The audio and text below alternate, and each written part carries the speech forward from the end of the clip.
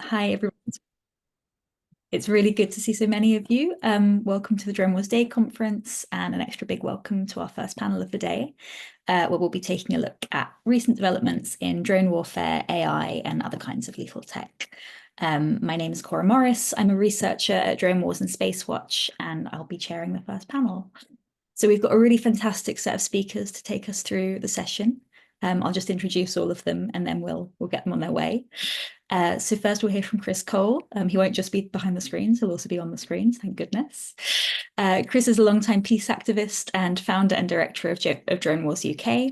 He's regularly invited to speak to conferences, public meetings, and the media on drones, targeted killing, and remote warfare.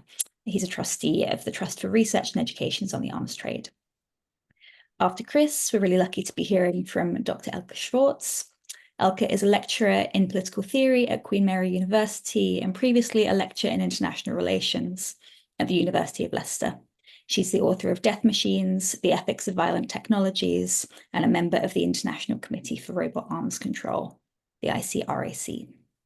And from there, we'll hear from Elizabeth Miner. Elizabeth is an advisor at Article 36, where she focuses on research, policy analysis, and advocacy on issues including autonomous weapons, armed drones, and explosive weapons in populated areas. And finally, we'll have some time for questions. So like Peter said, please just pop these in the Q&A box and we'll get through as many as we can. Fantastic. So I'll hand over to Chris. Thank you very much, Cora. I appreciate it. And good morning, everybody. Hope everybody is feeling well. It's a beautiful day here. I'm down in Dorset. I hope it's lovely where you are. And I know many of you will have heard me speak about this issue before. And I've often talked really about how remarkable it is that something that was developed originally for target practice has now become central to the ways in which wars are fought and military power is being projected in the early 21st century. But recently, I keep getting told by journalists and other people that drone warfare has kind of normalized now. That as other states besides the US and the UK and Israel, who for many years were the only operators of these systems, now that other states have these systems, it's no longer novel. Drone warfare is no longer a big deal. And I keep hearing this word that the use of armed drones has normalized. But that's definitely the wrong way to look at it, I think. It implies that drone wars have become kind of everyday, ordinary, kind of acceptable. And the suggestion is that because everyone now has drones, drone warfare has kind of been neutralized, that the spread of drones has somehow cancelled out their threat. Uh, that's nonsense, of course. Drone war hasn't normalized, it's metastasized. Drones have proliferated and infected many different situations of conflict. And in that spreading from conflict to conflict, drone warfare itself is altering and adapting and mutating. And drones that are being used in much more newer and more deadlier ways. And it's worth remembering that at the core of drone warfare, its very DNA, if you like, is the desire to enable combatants to engage in warfare remotely in order to reduce the risk to themselves, even though that definitely increases the risk to others and in particular increases the risk to civilians. So the drone warfare that we all first came familiar with is conducted by, as I say, the US, the UK, and Israel, using very large drones like the Predator and the Reaper and the Israeli Hermes drone. Drones the size of small private aircraft and controlled by crews on the ground, flying for 24 hours or so, often controlled from thousands of miles away. And we've seen the media coverage of those systems being used in Pakistan and Palestine and Yemen and Syria, where they've been used to hunt and kill individuals in so-called targeted killings, but are also used for areas to fly over areas looking for what they call targets of opportunity.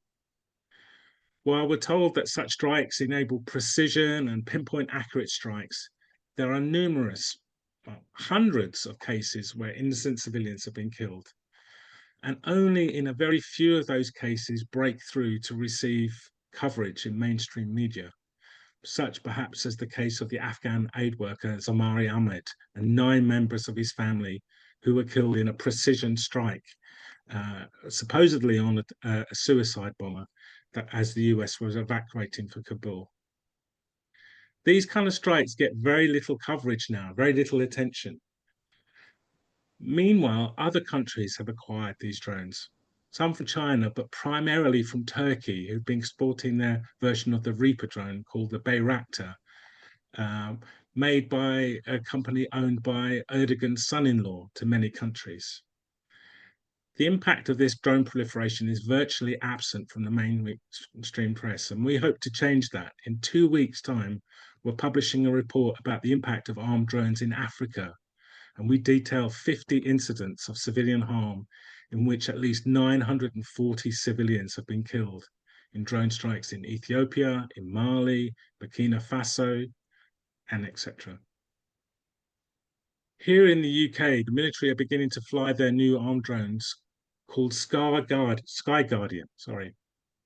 Well, I say it's called Sky Guardian. It's called Sky Guardian by the manufacturer and other countries, but the UK has chosen to rename it and has called it the Protector. So this is an updated version of the Reaper drone. It can fly further and carry more weapons, but perhaps most importantly, it's built to standards to allow it to fly in civilian airspace. So in the future, the UK's drones won't be based overseas, but will be based here in the UK and fly directly from here to carry out strikes. It has begun to be test flown in UK skies too, and it won't be long before it's regularly flown in the UK airspace, and no doubt at some point will begin to be used here too. But it's the use of drones in Ukraine that gets the most attention at the moment. Early in the war, after the invasion of Russia's invasion, Turkey's Bayraktar drone was hailed as the savior of Ukraine, but the reality was very different. The drones and Russia's kind of poor version of the Reaper, the Orion, was easily shot down and disappeared from the battlefield. And as the war got bogged down, Ukraine started using smaller drones to undertake short-range surveillance to target in artillery and rocket strikes. And then these were quickly adapted to drop mortars and other explosives, very much aping how ISIS and Al-Qaeda and other non-state groups adapted small drones, quadcopters, to attacks in Iraq and Syria. Again, these have changed and developed using technology from smaller drones called first-person view, FPV drones, where the pilots kind of wear goggles and are directly see the video from the drone, and these are then used to undertake attacks. And they also have been playing a big propaganda role as these videos are released on social media to show how successful Ukraine is being in this type of warfare. Meanwhile, alongside this development are also called small one-way attack drones. These are kind of small, kind of larger drones, but they can fly hundreds of thousands of miles, not as large as the Reaper or the Bacter, but are being used in significant numbers by both sides now to conduct what can be called punishment attacks on civilian populations. These first arrived when Iran exported their Shahed drones to Russia in 2022. And Iran's development of drones here is an important element, with many attacks by the Houthis and other Shia groups attributed to Iran-supplied drones. But there are often very important differences in these drones, and it's more likely that Iran is sharing blueprints and technical know-how rather than directly proliferating these drones. These drones are different in that they're not controlled by pilots on the ground or by video, but rather simply by using GPS, much more akin to cruise missiles, really. And Iran's development and use of drones originates right back in the 1980s with the Iran-Iraq War, where they began to adapt and re-engineer drones, target drones that had been supplied to the Shah before the revolution. So the whole development of Iranian drones actually descends from US drones supplied to Iran in the 1970s. So circling back to Ukraine, following Russia's use of Iranian drones for long-range strikes, Ukraine began to develop and use these types too. And Ukraine has been a real incubator of drone warfare. with whole different classes of drones being developed and deployed and used. And I kind of think that I can compare where we are now, really, to the development of mobile phones. Um, Look how much the use of mobile phones has changed and developed since the use of those very large brick phones, beloved of city traders in the early 1980s. Mobile phones and mobile phone technology has changed and developed in different ways that we couldn't imagine back then when they were first being used. And some of the ways that technology has been used became ubiquitous at the time, like Blackberries. Blackberries were everywhere, but then they became obsolete and the technology moved on and changed. And I think that's where we are with drones, drone technology, particularly as we're about to see autonomy being introduced in a more significant and direct way. And I'm not going to say much about that here, as Elke is going to talk about that. But it's important to mention that autonomy is beginning to impact on drone warfare in broad and different ways, not least in the way AI is being brought to bear in the intelligence and target acquisition process, as we've seen in Gaza. But autonomy is also being hardwired into drones, and several countries, including the UK, are now developing a class of drones. Well, I was going to say called, but in all my time working on drones, the naming has been a real issue. Even the very name drone is contested. And these new types of drones are also the same. They were first called loyal wingmen, but now that's been dropped in favor of the title collaborative combat aircraft. Here in the UK, they're calling them autonomous collaborative platforms.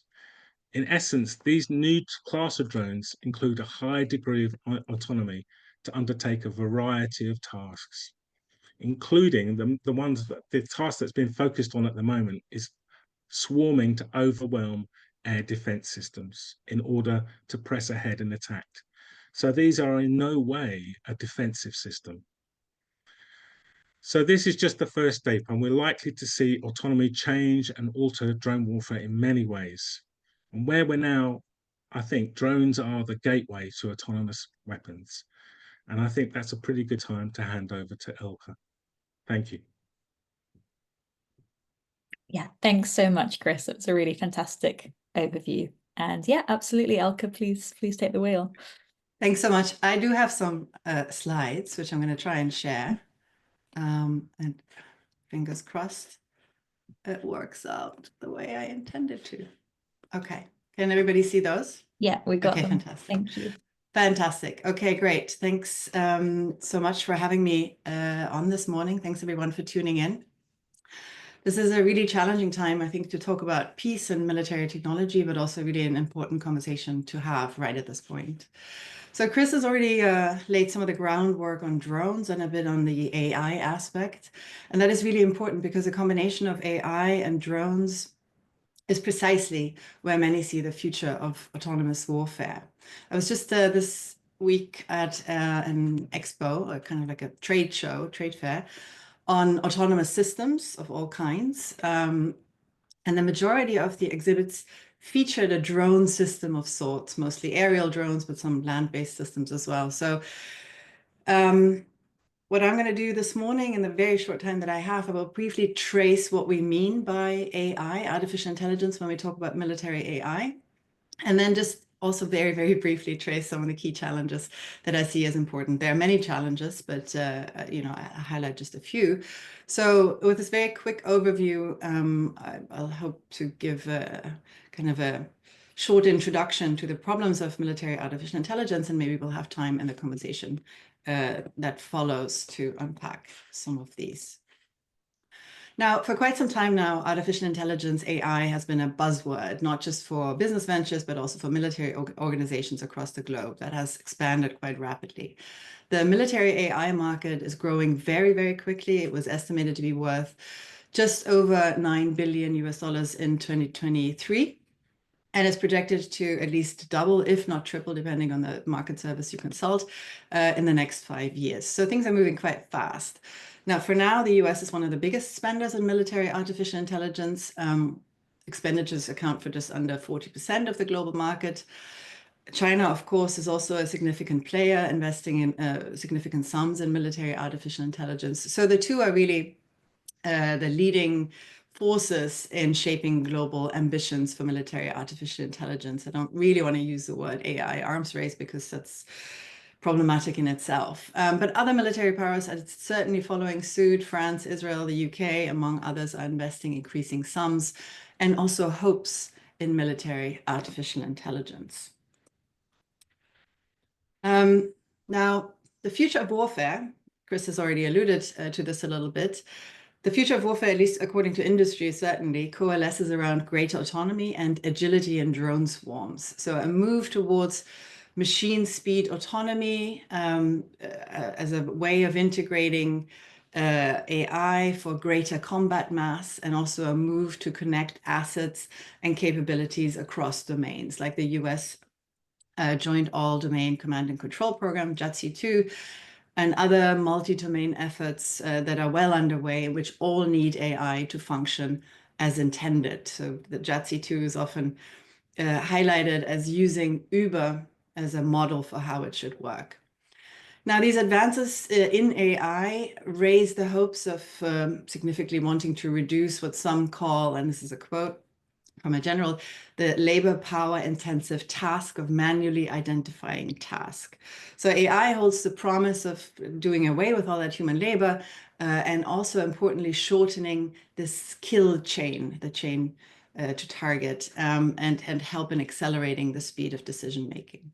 So artificial intelligence will play a significant role in all of this, but always as part of a wider system or a system of systems in which platforms and software applications are layered and connected. And really the focus here will be on speed and scale of actions. Now, there are many ways in which AI can be used for military purposes.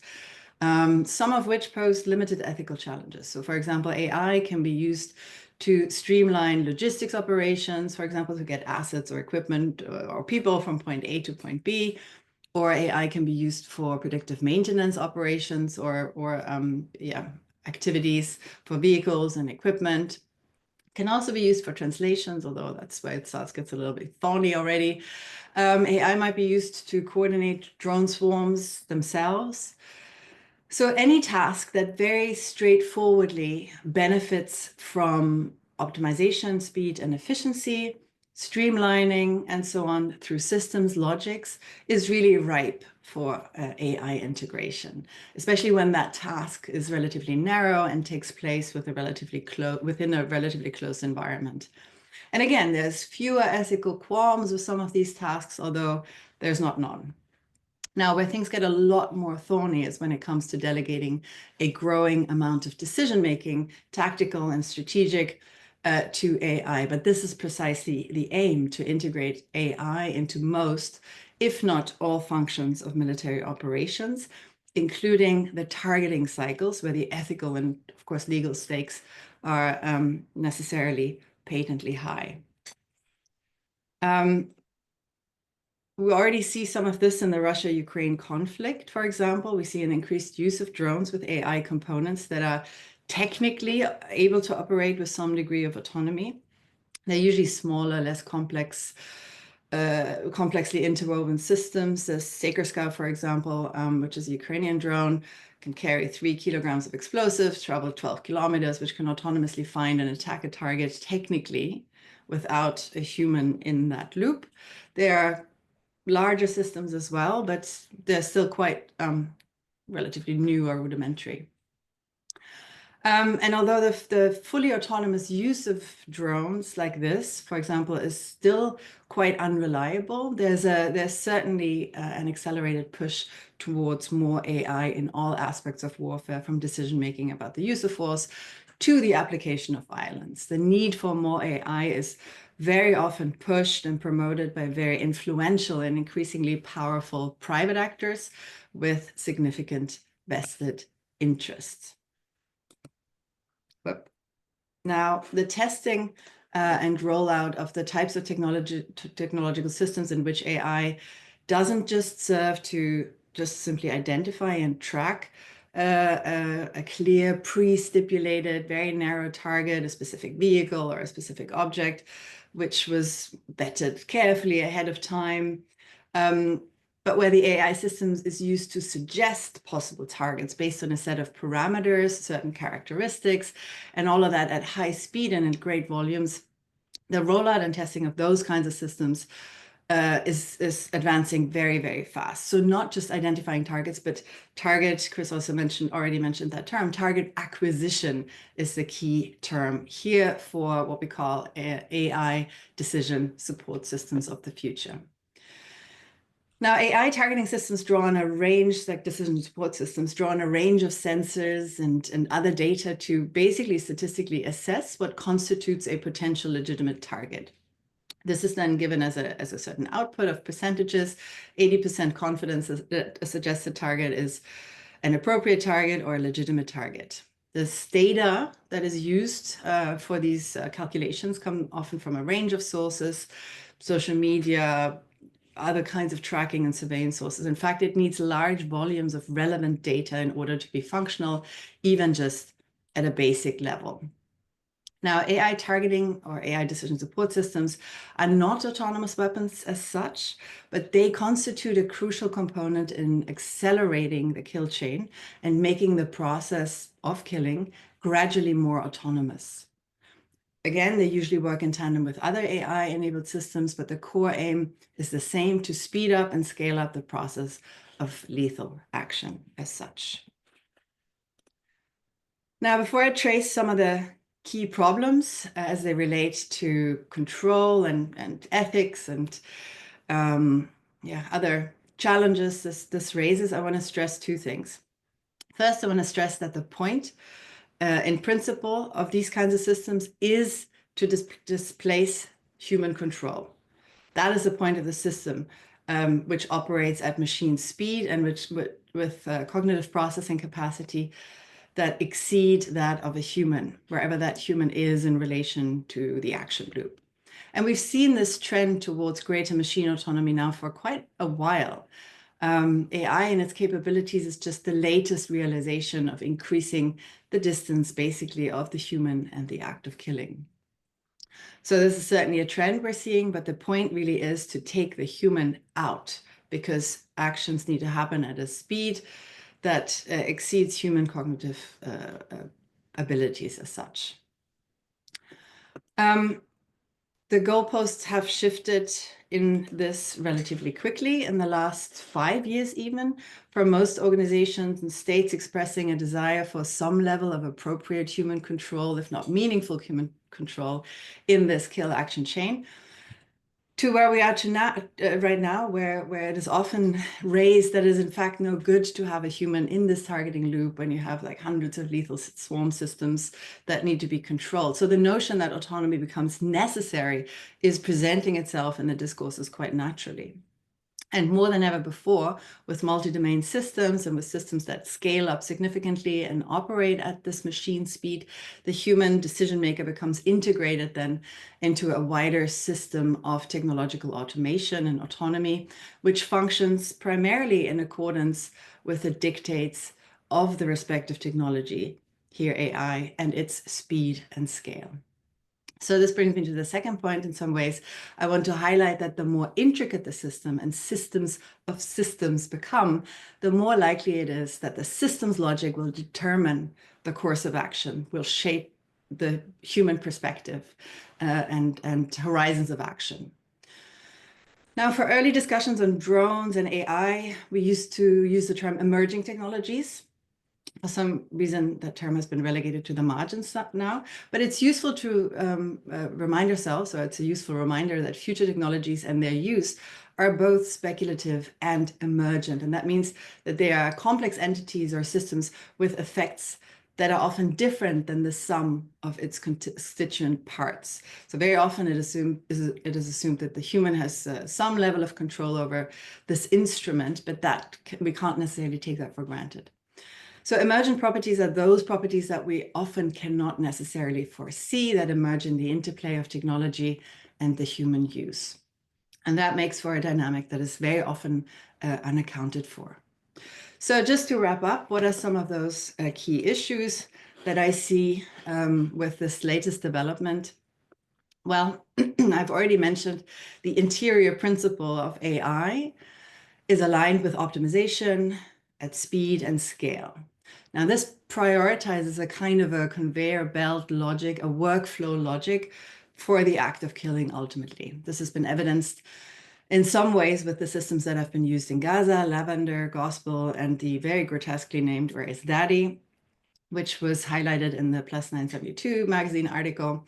Now, these systems either recommend targets, such as in the case of Lavender, sometimes hundreds of targets per hour that need to be actioned, or in the case of Where's Daddy, they track targets geographically so that they can be attacked more efficiently, often in their homes at night. So AI systems like Gospel, Lavender, and Where's Daddy have reportedly been used to meet high target quotas per hour, producing what has been called a target factory. The distinction between who is a legitimate target then and who is an illegitimate or unethically targeted person, human, becomes swallowed up by the demand of the quota, ultimately. Now, this is a broader point. Oops. I'm coming to this one. This is a broader point about speed and the fact that the logic of the system undermines and erodes the possibility for actual human agency, including moral agency. And with that, moral responsibility is also up for grabs or undermined or eroded. And that is problematic, of course, for an act of the highest moral stakes. This changes also our relationship to violence and opens a pathway perhaps for likely more violence. I'm happy to expand on that in the discussion, perhaps. Now, we also have to consider, this is a fact, that systems like this are still quite unreliable for something so dynamic and unpredictable as warfare. At least in certain types of systems, such as LLMs, large language models, for example, but also AI decision support systems, there's always a question of data. Bad data input still yields unreliable output. And often it's very difficult to come by accurate, appropriate, sufficient, or relevant data for training an AI system, not to speak of the updates that are frequently required for a system to stay relevant. So all of this makes AI in warfare quite vulnerable and brittle and unreliable. And with that, it makes it error prone. And with errors come harm. And often that harm is borne by civilian populations. Couple more points here very quickly. We also have to acknowledge that a lot of what is being developed and pushed right now is driven to a significant extent by the interests, financial interests, and needs of the military technology industry and its venture capitalist backers who need a defense environment that is more like Silicon Valley to make the returns on their investments work. So we can talk perhaps more about this also in the Q&A, but I want to wrap it up with the broader philosophical point here about the meaning and value of human life being undermined by the inherent objectification and dehumanization that is inherent, again, in this logic of AI processing of human targets. AI can only see a target as an object itself, and with that comes a certain dehumanization. And I've put here one of my favorite quotes by the late military scholar Christopher Coker, because he really realized that the way we relate to our choice of weapons, our choice of tools, will shape our perspectives, and sometimes for the worse and not the better. So I will leave it here. Thank you.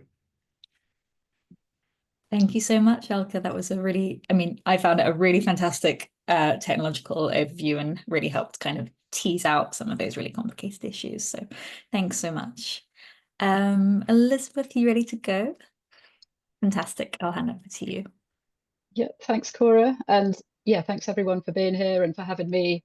And yeah, to Chris and Elke for those really rich and useful overviews, which were, yeah, fantastic setup for all our discussions here. So I was asked to speak about what's happening at the international level at the moment on putting controls on some of these developments, drones and AI warfare. I want first to talk to you about something that is relatively concrete and specific, which is international discussions between states on regulating autonomous weapon systems, which have been going on for the past 10 years at the United Nations, mostly in Geneva, firstly in the Human Rights Council, then under a framework called the Convention on Conventional Weapons, which is a treaty that over 120 states are party to, including the UK. And there's also been some attention to this issue at the General Assembly recently. So how autonomous weapon systems are now sort of broadly understood by states in these discussions, international organizations and civil society, is that autonomous weapon systems are kind of any type of weapon that uses sensors and processing to detect and fire on objects or people sort of automatically after a person has intervened, for example, by activating a system. So after activation by a person, there's a period of time when a weapon system can apply force to a target without any additional human approval. And the specific object that might be attacked is determined by sensor processing rather than further human decisions. So this could look like a lot of things. So for example, it could be a drone that is sent out over a certain area for a certain period of time to detect either people or something that is encoded as a military object, military vehicle, according to kind of different signals that can be taken and interpreted by a machine sensor to fire on those objects. Or it could be something like a sentry gun on a border. This technology exists that is tasked to detect the heat shape of any person that comes past and fire on that. I say that kind of weapons technology exists. We at the moment, as Elke was saying, we aren't seeing a lot of kind of verified, proven use cases of weapon systems being used in this sort of fully autonomous mode. But weapon systems with this kind of processing of function of automatically detecting and firing on targets have been around for a while and raise various concerns. We're at a point at the moment, as Chris and Elke have mentioned, where there's a lot of developments, a lot of push from governments and industry towards more advanced technologies that can do higher levels of functioning themselves with less human intervention. So obviously there's two major problems here inherent in autonomy and weapon systems that operate with this kind of process of functioning, the erosion of human control and the greater dehumanization in the use of force that Elke talked about because of this increased remoteness and automation of violence, which I think is something that's the key theme of our conference here and that we're concerned about. This obviously threatens the protection of civilians, as Chris mentioned, human dignity, as Elke said. It threatens the erosion of various current international legal rules and structures where law at the moment is addressed to human beings and requires the deliberative judgment of people in attacks in armed conflict, for example. And also possible risks to peace and security generally through the potential to contribute to the greater use of force through these technologies. So my organization, Article 36, is part of a global coalition, Stop Killer Robots, which I think some of us are also part of this coalition. It's over 250 organizations in 70 countries, and this campaign has been calling for a new international treaty to meet these novel challenges of autonomy in weapon systems and to put prohibitions and regulations on autonomous weapon systems specifically as they're being kind of discussed in current international discussions. At the moment, we're at the stage after kind of 10 years of talks where a lot of countries are increasingly recognizing that something needs to be done and how that could be done. So there's almost 130 states now that have called for new international law on autonomous weapon systems. We've been seeing sort of momentum building amongst states internationally in the past few years. There were a few regional conferences, for example, that were hosted in Latin America and the Caribbean, in Southeast Asia, and recently in West Africa, where regional groups of states got together and expressed their concerns about these developments and committed to be pushing for a legally binding instrument on autonomous weapon systems at the international level. We've also seen, as I was saying, sort of movement in the UN General Assembly and a greater interest from a wider range of states there. And what we're seeing in the kind of the conversation in terms of the content of what states are talking about is kind of an increasing convergence on what some of the main rules should be if we are going to regulate autonomous weapon systems effectively. So essentially, the discussion is focused a lot on kind of maintaining meaningful human control in the use of autonomous weapon systems in armed conflict. And there's kind of, a broad consensus around the idea that there needs to be a set of prohibitions on systems that can't be used with meaningful human control, and then regulations to ensure that the rest can be. So, for example, limitations on the types of environment or the areas or the periods of time that weapon systems can be used in. It's our sort of opinion that because of all this movement in the last few years, it feels like countries would now be ready to move to negotiations if they wanted to. Right? But even though there's kind of some things missing from our perspective in terms of what needs to be included in a treaty. There's this convergence I was saying in the policy discussion on what's required to maintain meaningful human control over systems.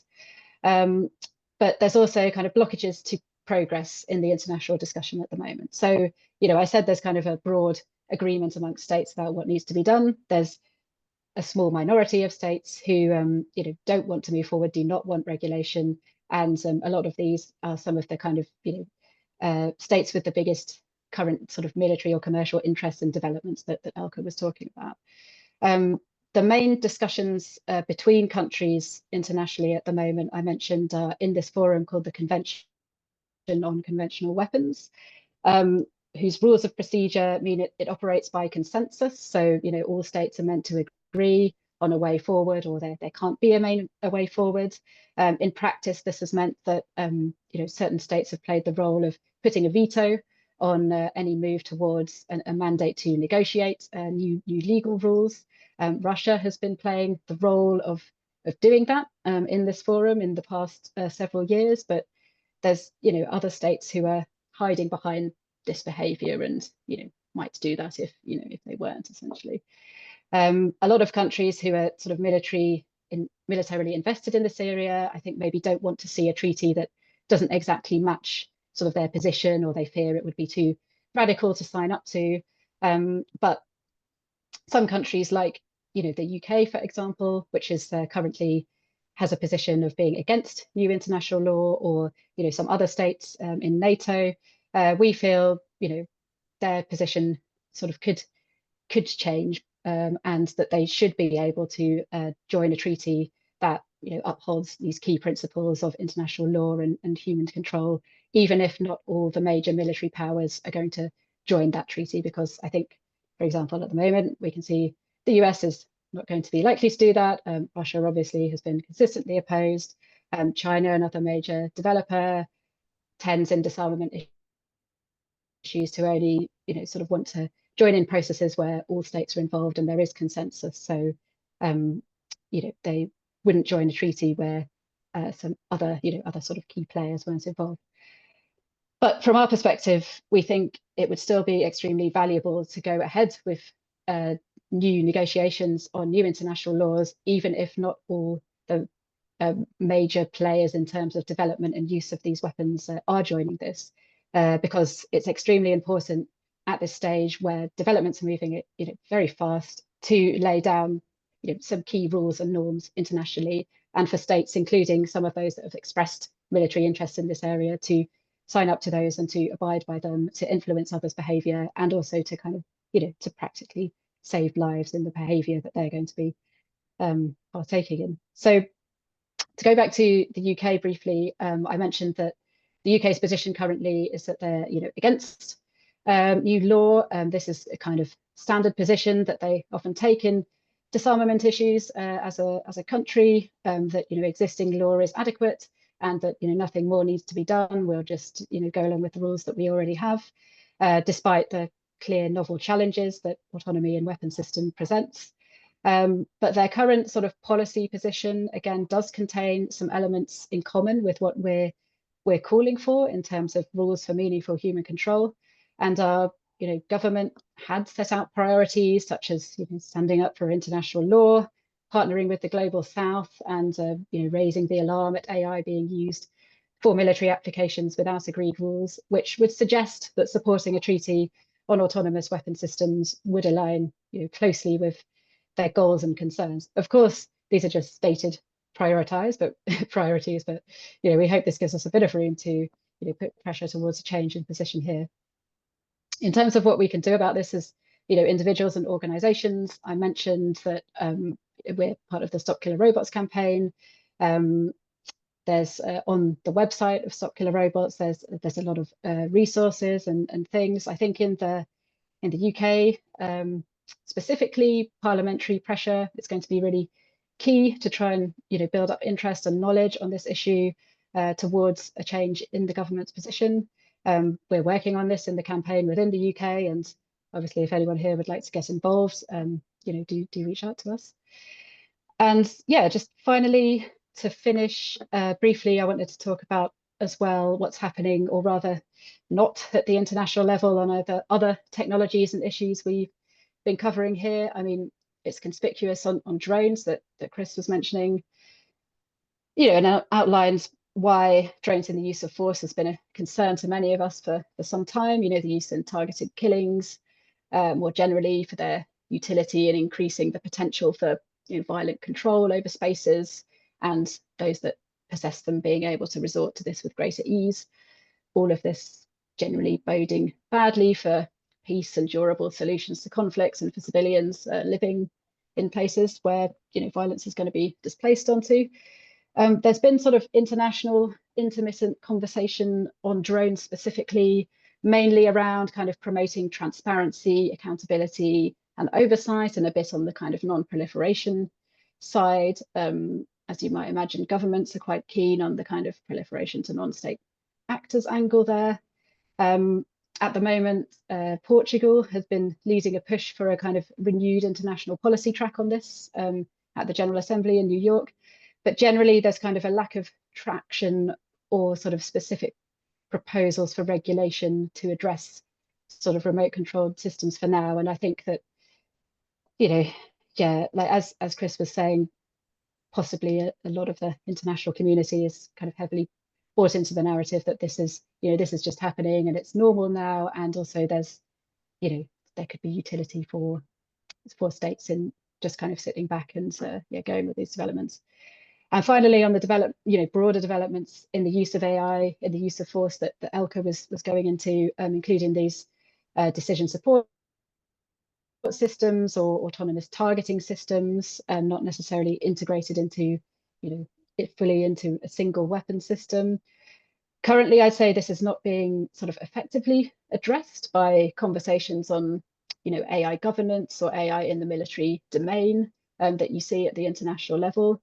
Many of which kind of exclude military applications or are looking more at kind of, existential threat levels, or conferences like there's one called Responsible AI in the Military Domain, REAIM, that has been hosted by a couple of states over the past years, which are framed, I would say, quite positively in terms of the military applications and benefits in AI. And, you see a lot of kind of industry involvement in the conferences there.